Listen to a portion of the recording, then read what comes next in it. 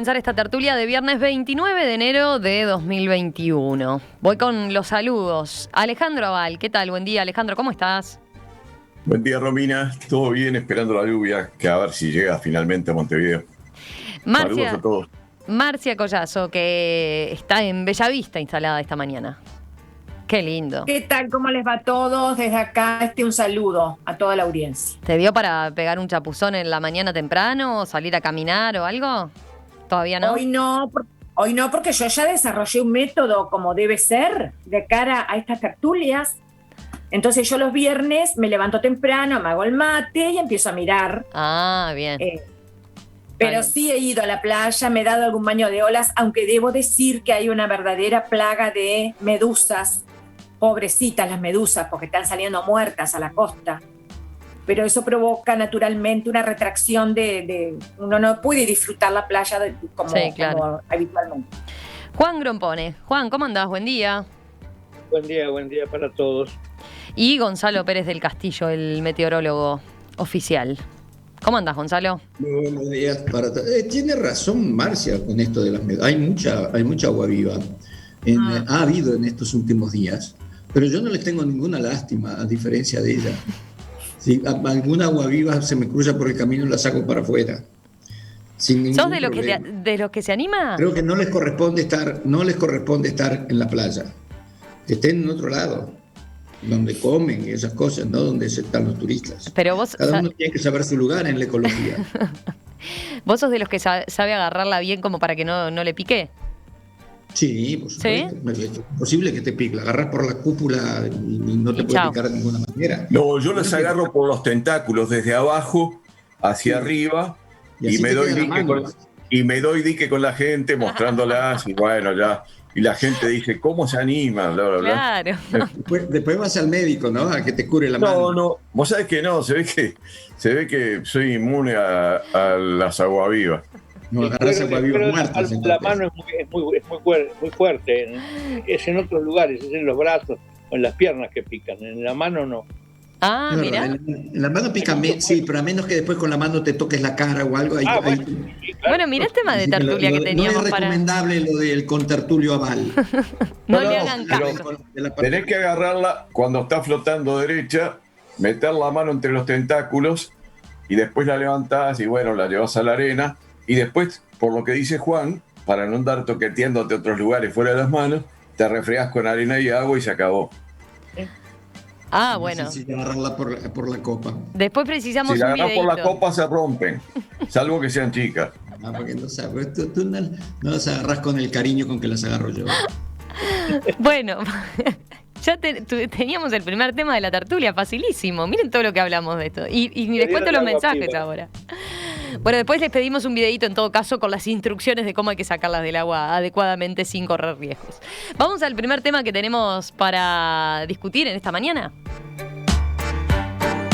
La directora general de Educación Inicial y Primaria, Graciela Faveiro, adelantó que se les dará autonomía a cada centro educativo para definir cómo arrancarán las clases el 1 de marzo. Así lo explicaba Faveiro el miércoles pasado en diálogo con En Perspectiva. Cada escuela va organizando de acuerdo a las características del alumnado, del edificio, de la modalidad, si es escuela de tiempo completo, si es escuela de tiempo extendido, si es escuela común, si es jardín de infantes. Según la modalidad va organizando su funcionamiento.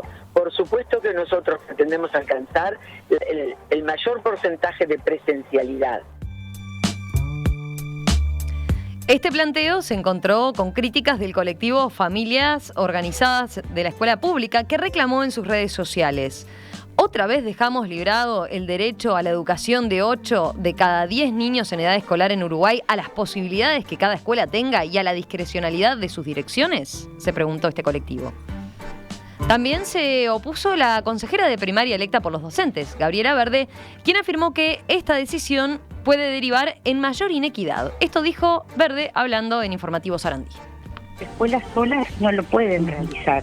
Tiene que haber una implementación del organismo, porque el Estado es el responsable y garante del derecho a la educación. Bueno, acá estamos. De por medio está la vuelta o no a la presencialidad y en qué condiciones se vuelve a la presencialidad, pero de por medio también está una vieja discusión, ¿no? Que es la autonomía de los centros educativos. ¿Cómo vieron ustedes esta resolución de parte de primaria? ¿Qué aspectos contemplan en lo que es la realidad y la vuelta a clases ahora en marzo? A ver, ¿quién quiere empezar? Juan, dale. Bueno, los sindicatos de la educación y algunos colectivos nuevamente se oponen a todo cambio, ¿no? Porque en definitiva, ¿en qué situación estamos? Si la autoridad ordena algo, entonces reclaman que no han sido consultados. Y si la autoridad les da autonomía para organizar, entonces piden línea y critican la ausencia de orientación. En el Uruguay esto se conoce como la gata flora, con perdón de los oyentes, o como también la máquina de impedir. Y yo creo que es hora de que los sindicatos de la educación acepten de una vez que hay que reformar el sistema educativo y que acepten que también no están preparados para la educación del siglo XXI. Y creo que se repite, la historia del Uruguay se repite, que es que si no es por las buenas, la educación cambia por las malas, como siempre ocurrió. Y basta hacer la lista, ¿no? Varela y La Torre, la Universidad Nueva, Terra y la enseñanza media, la dictadura militar y las universidades privadas, Vázquez y el Plan Ceibal. Es decir, creo que la demostración es bien clara. En el Uruguay solo se pudo cambiar la educación por la fuerza.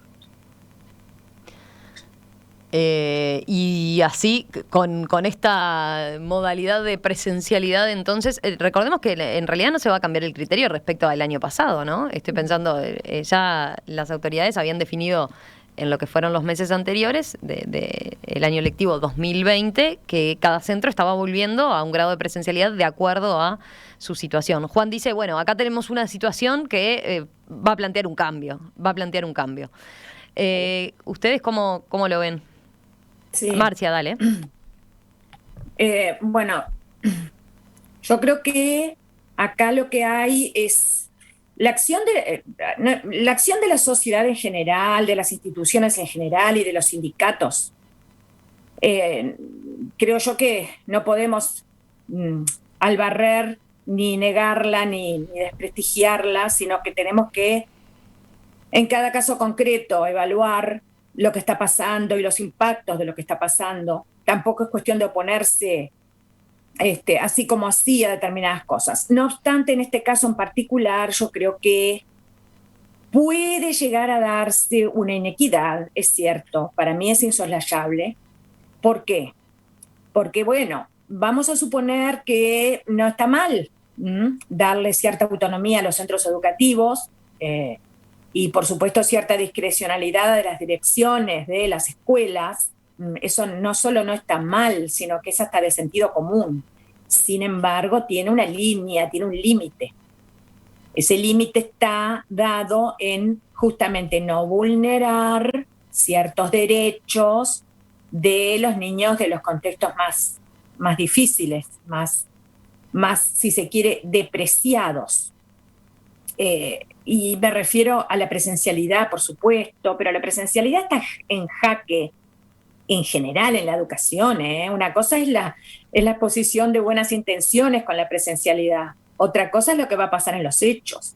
Pero yo me refiero no solo a eso, me refiero también a la continuidad educativa por otros medios, por supuesto me refiero a la contención que significa para los niños el contexto escolar, a la alimentación, a las buenas prácticas en general. Todo eso que, bueno, habrá que ver, porque para mí es una gran vaguedad lo que han dicho las autoridades de primaria. Es decir, me parece que no se están estableciendo pautas generales más allá de la modalidad de cada escuela, y me parece que deberían establecerse, ¿verdad? Y me pregunto cuáles son los motivos de que no se hayan establecido. Si los motivos son que falta presupuesto para dotar a determinadas escuelas, ¿por qué no se hizo antes? ¿Por qué no se hizo durante el 2021? Son preguntas legítimas. No nos podemos amordazar a nosotros mismos ni comernos la lengua de antemano. Eso me parece que sería muy grave como sociedad. Fabeiro decía el otro día cuando la entrevistábamos que algunos criterios generales se iban a establecer, ¿no? Pero después sí, era cada cada centro lo ajustaba, digamos, a su realidad. Estoy mirando algunos mensajes, por ejemplo, Cecilia dice, a propósito de la postura de los sindicatos de la educación, en este caso, o de la representante de los docentes en el consejo de primaria, dice, si fuera por una regla general para todos, protestarían porque cada escuela es una realidad distinta. No les viene bien nada, es un poco lo que señalaba Juan, ¿no? Bueno, pero sin sindicatos, ¿qué pasaría? Pregúntense eso también. ¿Quién sigue? Gonzalo, dale. Yo sigo. A mí me parece que aquí estamos... a ver, las escuelas tienen que comenzar nuevamente el 1 de marzo. Se oye muy bajo, Gonzalo. Esto es fundamental para los niños. ¿Se me oye ahora? Sí. Sí, es fundamental para los niños, para los padres que tienen que ir a trabajar, que tienen que dejar a los niños, para la alimentación. Es fundamental que empiecen de vuelta y tiene que haber mucha concentración en que eso sea posible. Ahora, las inequidades que se están señalando son absolutamente ciertas, pero son muy anteriores a la pandemia del COVID-19. Esas son inequidades que existen en la educación pública uruguaya y que son absolutamente lamentables. Pero las maestras no es que están solas ahora para decidir sobre este tema. Están solas desde hace mucho tiempo. A mí me da la sensación, y creo que en esto siempre es difícil opinar así sobre todo un sector cuando uno no lo conoce a fondo, y yo no conozco a fondo la administración pública uruguaya en materia de educación. Pero a mí me da la sensación de que aquí no hay como debe ser en cualquier institución, una pirámide en la cual la dirigencia, en forma consensuada o no con el sindicato, decide un cierto programa y una cierta forma de trabajar y una forma de que sea equitativa para todos, se consensa eso y después se dan las órdenes y quien ejecuta abajo simplemente ejecuta las órdenes que imparten las autoridades. Acá esto no sucede, así que la sensación que da uno es que se toman las decisiones en una cúpula que no tiene mayor poder de decisión o que no logra consensuar en la cúpula y que después en cada paso que vamos cayendo en la pirámide hay algún tipo de bloqueo de orden político o como sea, que impide que esos programas lleguen a la base. Ahora, han pasado por la educación gente de primer nivel y no han logrado resolver este problema. Lo que a mí me parece es que este problema existe. El problema de la desigualdad en la educación en el Uruguay lamentablemente existe y se va poniendo cada vez peor. Y que esto de aquí se marca ahí como no se podría marcar en otra cosa, porque esa es la realidad que hay. Ahora, la solución, yo estoy de acuerdo tanto con Juan como con Marcia, es decir, pasa por una política más racional de educación y más equitativa y más bien pensada y que la gente se ponga de acuerdo y que los sindicatos colaboren. Yo estoy de acuerdo con Marcia, por supuesto que los sindicatos son indispensables, lo son en todos los caminos de la vida. Ahora, la autoridad y el sindicato en un momento se tienen que poner de acuerdo y decir, bueno, el programa es este, y después todo el mundo se pone a remar para el mismo lado. Me da la sensación que eso no está pasando y que sería una pena que este tema de que las maestras están solas también ahora funcione para quitarle autonomía a los centros, que es fundamental que la tengan. Así como es fundamental que las decisiones se tomen a nivel central, es también fundamental que a nivel central, que a nivel local, con la realidad que uno se encuentra, pueda tener la flexibilidad para aplicar el programa de la forma que le parece más conveniente al docente. El punto parece estar en cuál es la dosis de decisión central o de una directiva central y la dosis de autonomía, ¿no? Pero es que yo creo que eso tiene que ser parte de un programa consensuado. Es decir, yo creo que estas cosas, la mayor parte de las organizaciones funcionan así, con una cabeza, un directorio, o como se llame, un CEO o un presidente que decide las cosas, ojalá en forma consensuada con quien tiene que ejecutarlas, es lo más conveniente, pero que después cuando se decide un cierto programa, policies, como le llaman los ingleses, que no son políticas, le decimos nosotros, pero utilizamos el mismo término para distintas cosas, y que después eso se ejecuta, y se ejecuta sin trabas, porque ya está acordado en la base, y después a nivel local La gente se le da el criterio para decir, mire, este es el programa, aplíquelo usted a su realidad como mejor le parezca, después nosotros lo evaluaremos y veremos cuáles son los resultados, porque también hay formas de evaluar quién está cumpliendo y quién no. A ver, Alejandro, ¿cuál es tu enfoque?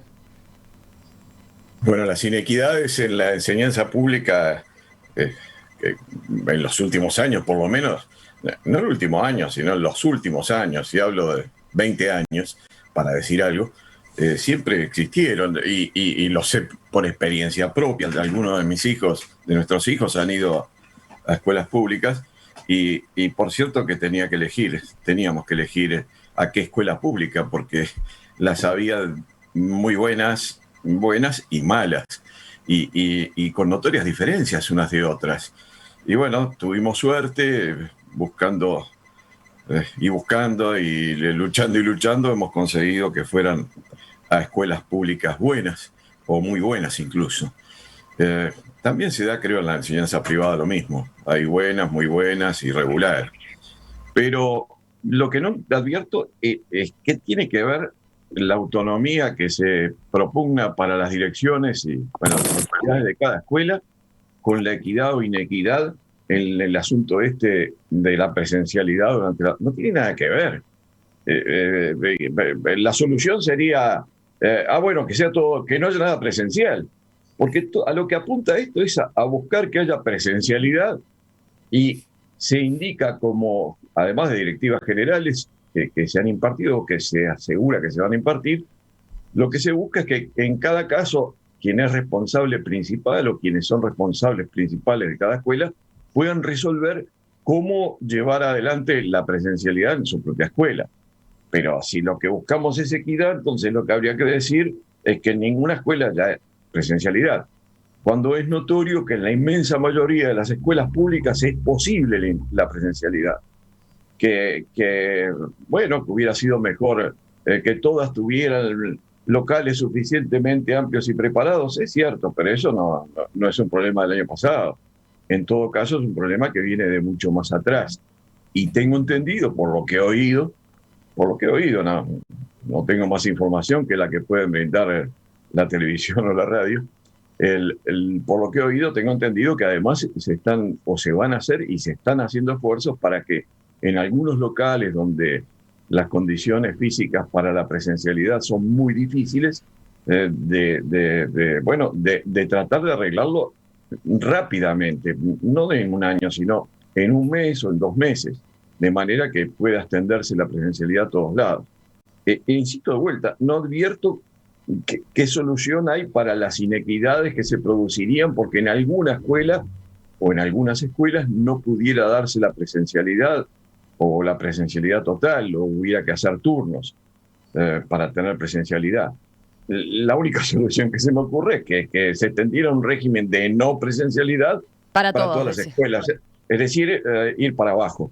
Realmente la crítica me parece absurda, por decirlo de una manera quizás un poco violenta. Pero vieron que la crítica no viene solo de los representantes sindicales, ¿no? O de los docentes. Yo citaba lo del colectivo de familias organizadas en torno a la escuela pública, que está bien, es un colectivo que surgió recientemente y no representa a todos los padres de la escuela pública, pero ellos ya planteaban el año pasado, ¿no? El criterio de que las dudas que le generaba el hecho de que dependieran, porque después eso se ve en cada una de las situaciones. Cuando entrevistábamos acá a 2 madres de ese colectivo, nos decían, bueno, pero yo en realidad dependo de la buena voluntad de la directora de la escuela y qué tan proactiva sea para buscar la estrategia que cada uno tiene que tener en un tipo de actitud como esta. Está bien, yo supongo que entre los cientos de directores de escuelas habrá los muy buenos, los quizás no tan buenos o tan dedicados, y otros quizás hasta malos.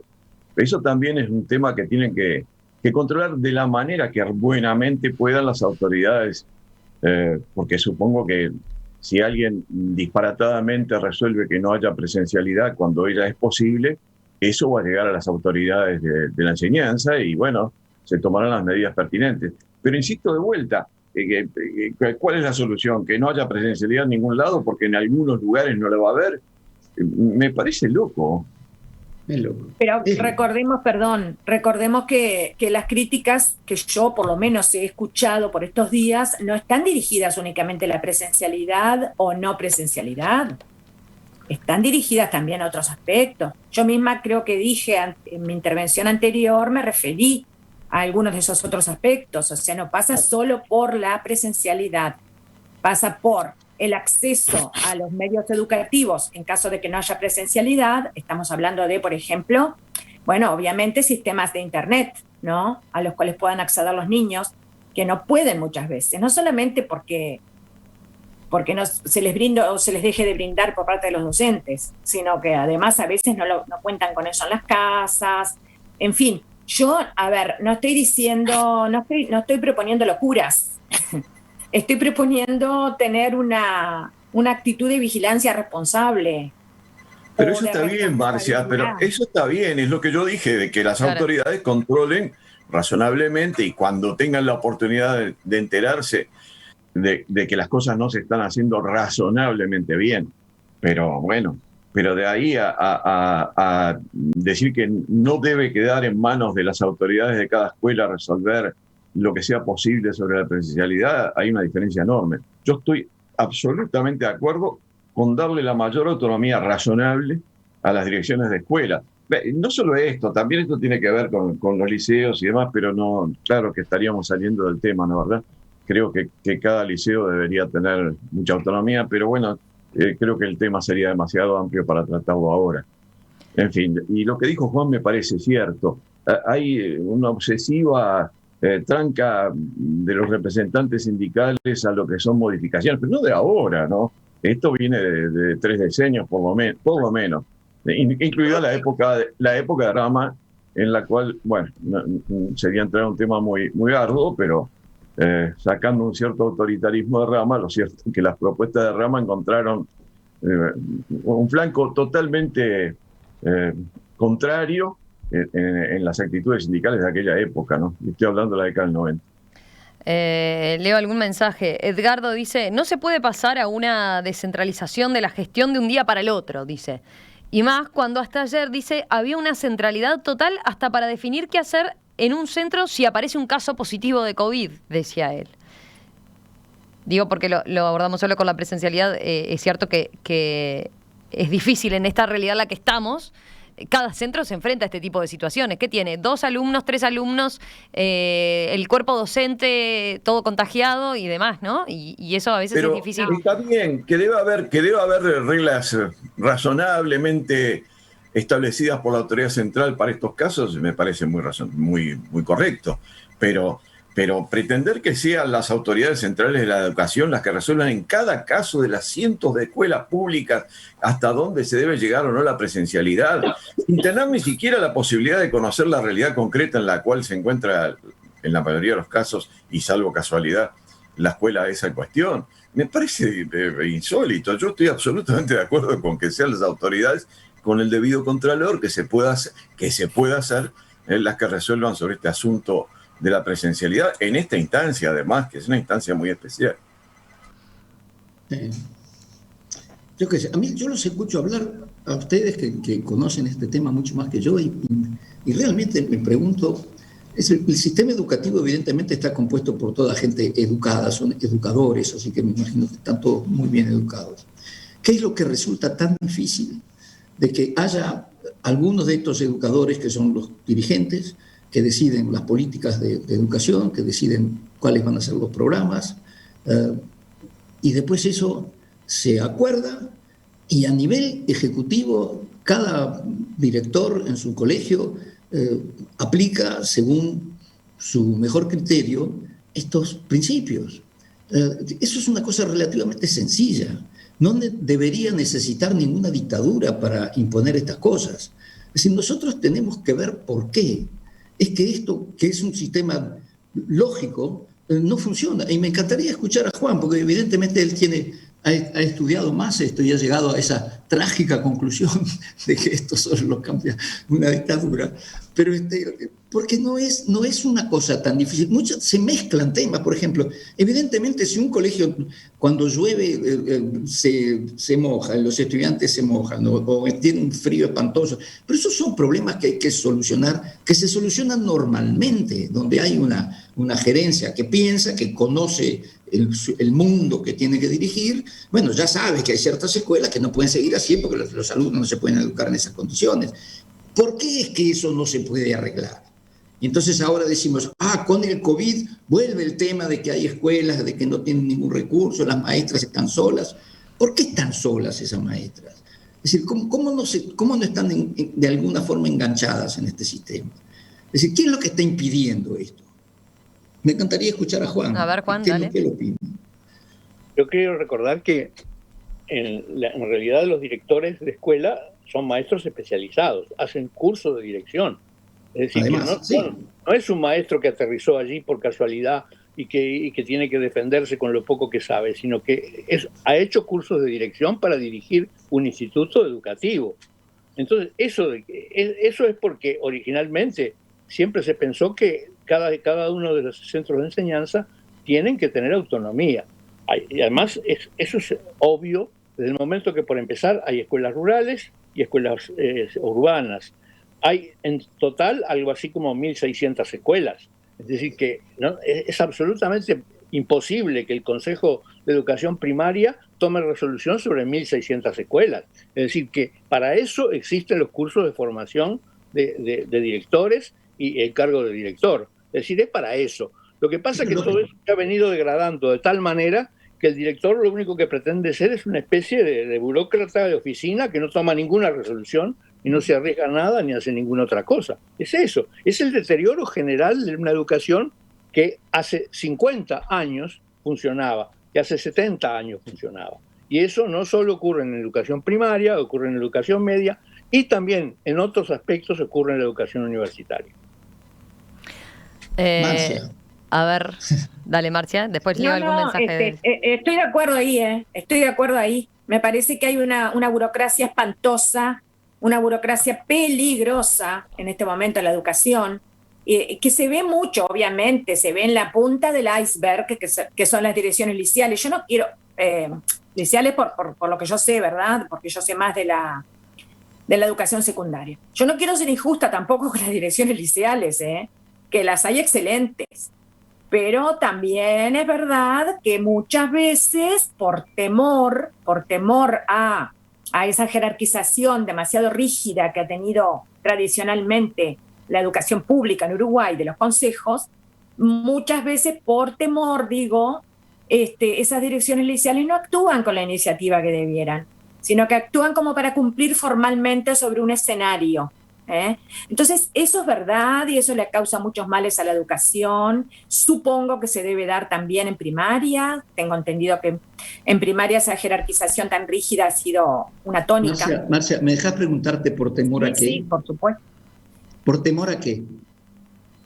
Y bueno, hay como una cultura generalizada del temor a lo que van a decir las inspecciones, del temor a lo que va a decir el consejo si alguien le va con una denuncia, el temor a el puntaje que van a tener en el informe final de fin de año como directores liceales. Hay muchísimos temores. Pero Marcia, estoy de acuerdo contigo. Solo que eso existe en todas las organizaciones del mundo. Que tienen evaluaciones, que tienen inspectores, que le dan puntaje a quien hace mejor performance y menos puntaje al que hace menos. Eso existe en todas partes del mundo. Como también te digo, Gonzalo, que he conocido directores liceales que toman el toro por los cuernos y te contestan lo siguiente: que me hagan sumario. Claro. Que me hagan sumario. Lo he escuchado y me parece muy bien, porque si interponemos la burocracia, que la burocracia todos sabemos bien que puede caer fácilmente en patologías. Entonces estamos fritos, hablando vulgarmente. ¿Y tú pensás que esa cultura está tan arraigada que no se puede cambiar? Porque no, yo creo que tenido directores de educación en este país y ministros y presidentes del CODICEN, y no eran gente retrasada, era gente muy capaz. Y sin embargo, el cambio no aparece.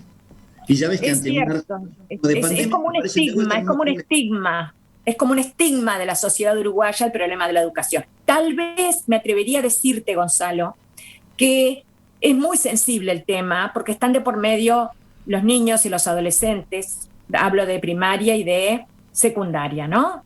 Que me parece que es donde más la sensibilidad está a flor de piel. Bueno, no lo sé. Lo que te digo es que como docente, esa sensibilidad a flor de piel se nota todos los días de tu vida, ¿eh? Lo que pasa que, claro, el docente es otro tema que algún día podemos encarar, no me quiero ir del tema, ¿no? Ujú. Pero el docente es otra cosa, el docente es el dueño del aula y el docente es el gran actor que media con los alumnos, ¿no? Para mí es privilegiada la condición del docente en ese sentido, pero bueno, es otro tema. Acá algún mensaje, a ver, por ejemplo, Virginia, que es docente, pasa un poco en limpio qué debería ser descentralizado y qué debería quedar autonomía y cuál debería ser una política general. Dice, pensar en el funcionamiento burocrático y vertical del sistema educativo está bastante alejado de las necesidades actuales para un ámbito tan complejo. La autonomía es esencial para que cada centro educativo pueda definir mejor la mejor forma de adecuarse a sus condiciones y contextos. Las familias deberían estar trabajando junto a docentes y directores, proponiendo mejores soluciones y colaborando a encontrarlas. Mágicamente, el Estado no va a duplicar la infraestructura edilicia y si lo hiciera, no va a poder duplicar la cantidad de docentes. Algo más alejado aún en educación media todavía, ¿no? Más que en primaria. Lo que sí el Estado puede hacer es contribuir a la mayor equidad, mejorar la conectividad, la disponibilidad de dispositivos, la alimentación, talleres y propuestas complementarias en centros más vulnerables. Y a nivel de autoridades pueden contribuir, sí, también a la indispensable necesidad de la estabilidad de los docentes. En los cambios curriculares, por ejemplo, también puede ser una política más directiva. En fin, va por ahí. Después, a ver algunos otros mensajes, pero mientras los escucho. Es que casi todo lo que ha dicho la oyente es compartible, por lo menos por mí. Por supuesto, sí, sí. Por supuesto, el tema es por qué no se puede hacer, porque, digo, la educación ha tenido... Pero sí hay que tratar de hacerlo, Gonzalo. Y lo que se ha propuesto en esta instancia concreta apunta en esa dirección, de alguna manera, por lo menos razonable. Lo que a mí me violenta un poco es ese enfoque contradictorio per se que uno advierte en algunas declaraciones, como las que iniciaron la sesión de la tertulia de hoy, ¿no, verdad? No nuestras, sino las que se pasaron, o una de las que se pasaron. Pero en fin, es un tema largo, pero básicamente no creo que lo que se resolvió atente contra la equidad en absoluto, y me parece además sumamente adecuado. Bueno, yo qué sé, veremos si existe el suficiente contralor de lo que hace cada dirección en la medida que ello sea posible por las autoridades de la educación, que es la otra parte que debería complementar la autonomía que se da. Juan creo que tenía la palabra. Sí, yo lo que creo es que el país desde hace por lo menos 50 años, desde 1950 para acá, yo diría, ha creado la divisa, se puede cambiar todo siempre que no toquen nada, ¿no? Es decir, creo que el país se ha declarado inmóvil. Y si quiero demostrar por qué, y lo digo esto, la mejor demostración es la Ley Orgánica de la Universidad. La Ley Orgánica de la Universidad de 1958 no previó la posibilidad de crear una nueva facultad.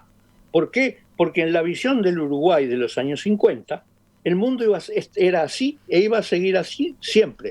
Es decir, no iba a cambiar nunca. Es decir, que el Uruguay desde los 1950 cree que el mundo es inamovible y que no hay que tocar nada. De modo que eso es el concepto que está arraigado en los poros de cada uno de los uruguayos.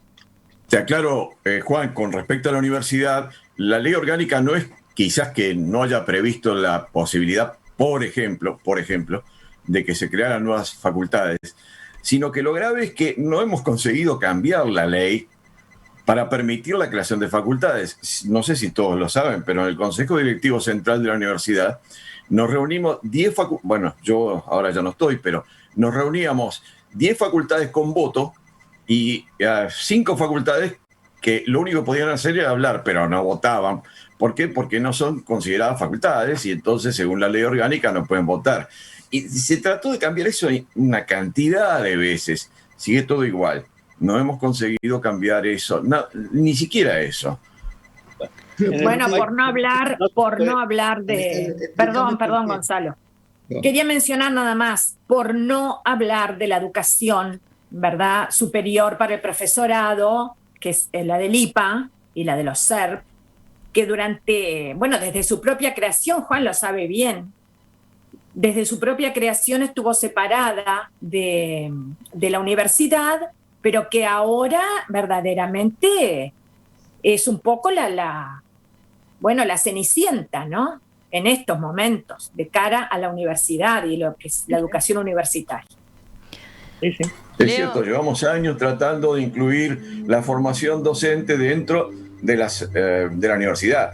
Y hasta años, no es de hace tres meses. Y nunca se ha conseguido ponernos de acuerdo al respecto, lo cual además me parece loco porque creo que sí debería formar parte de las actividades académicas de la universidad la formación docente. La formación docente no solo para la universidad, por supuesto, sino para la secundaria e incluso primaria. Pero en fin. Bueno. Varios mensajes, ha movilizado mucho a la audiencia este tema. Magdalena de Malvin dice: hola, soy profesora jubilada. En mi liceo la directora tejía en la inscripción. El liceo estaba en la costa y se venía abajo de la suciedad y del abandono. Muchos directores son solo cobradores de sueldo. Temo que la autonomía condene a alumnos y docentes a la tiranía de los malos directores, decía. Y después teníamos, sobre aspectos como ese, mensajes de los otros, como el de Diego, que dice: lamento mucho escuchar las valoraciones sobre los directores de las escuelas que se están haciendo en la tertulia de hoy. Mi esposa es directora de una escuela y asume responsabilidades enormes por fuera de sus obligaciones y posibilidades, por fuera de sus obligaciones y posibilidades, y saca adelante la escuela muy a pesar de las autoridades burocráticas. Y como mi esposa, me consta que hay muchos. ¿Qué más? Después había más mensajes de ese tipo. A ver, Alejandro, si estás comentando algo, no te escuchamos. He sido directora de escuela durante muchísimos años y claro, no me corresponde a mí hacer una valoración, pero en general se ha valorado que ha sido excelente, con un esfuerzo que superaba mucho las posibilidades normales de un director de escuela. Pero eso es lo que hay que apuntar justamente, a que tengan la posibilidad de dirigir la escuela. Y no tengan que sentarse a tejer, como dice la oyente, en una escuela de Malvin, nada menos, sentarse a tejer sin tomar ninguna resolución. Y si alguien se sienta a tejer sin tomar resoluciones, bueno, que las autoridades le hagan un sumario en serio, y que tome las resoluciones que correspondan a una situación de esa naturaleza. Pero eso no va contra la autonomía. Eso lo que va es que quizás el que teje es porque considera que no tiene que resolver nada. Porque nadie le dijo, mira, sos tú el que tiene que resolver. Hay mucho de eso también.